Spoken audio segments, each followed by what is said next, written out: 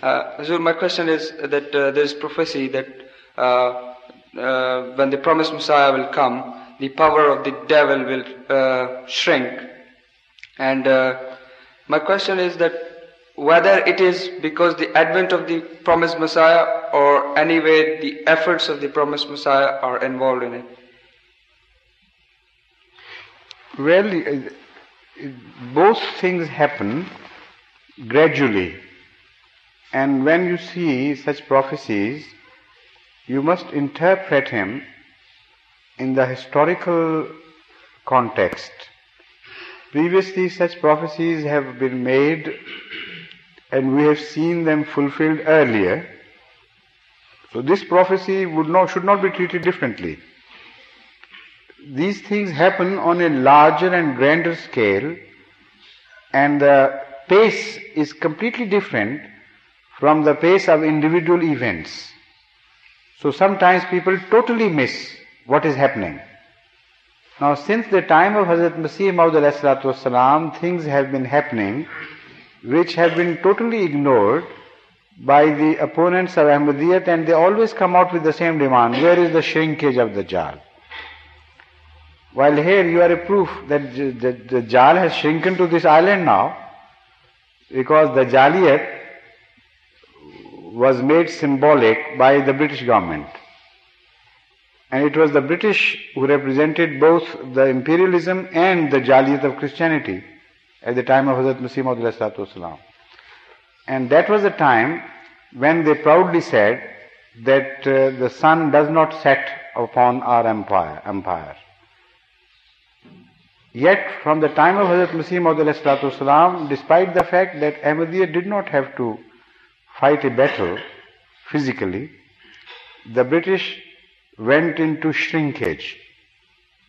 And from then on, the British Empire was never on the increase as previously it was. One after the other, they left the countries, and ultimately they got they shrank to the size of their island, except for that Falklands Island, perhaps. For that they had to pay a big price. But anyway, that process is still on. And also other territories, Muslim territories, occupied by other powers, they were also liberated in the same process. So one shrinkage we have observed has taken place over 100 years and still continues. The other shrinkage is the spiritual shrinkage. And the attitude of the Western world and Christianity and the great hopes they were pinning on the future of Christianity, they have completely been shattered. Their dreams have been shattered, and now they are going into defensive instead of offensive.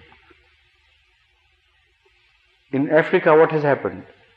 They have themselves accepted their defeat at the hands of Ahmadiyya.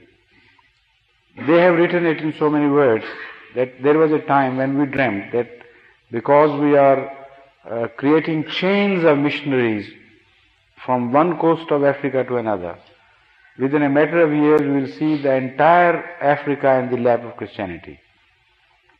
But what do we see now? While Ahmadis gain 10 Africans for Islam, we gain only 1 for Christianity. This is the proportion. So all these admissions of defeat by the Christian scholars themselves prove that spiritually also they are shrinking. And not only in this direction, in so many other directions they are shrinking. Their hostile attitude to Islam has totally changed now. In appearance, they are very cautious now. They also sting now, they also stab now, but not as daringly and openly and as crudely as they used to do once. Now they are afraid of attacking Hazrat Muhammad Mustafa Sallallahu Alaihi Wasallam frontally at least. So that is also a change in their attitude. Among them are scholars who are really turning sympathetic to the cause of Islam. And they're thinking, they're revising their views on Islam. And Ahmadis also everywhere are rebutting attacks on Islam in every direction, every religious direction. And we are on the increase and we are gaining grounds, and relatively when we gain ground, of course the enemy loses some ground, otherwise we couldn't have gained. So this is the shrinkage which was mentioned, but people who do not know the historical phenomena of the earlier times, they think some miracle of a different type would happen this time.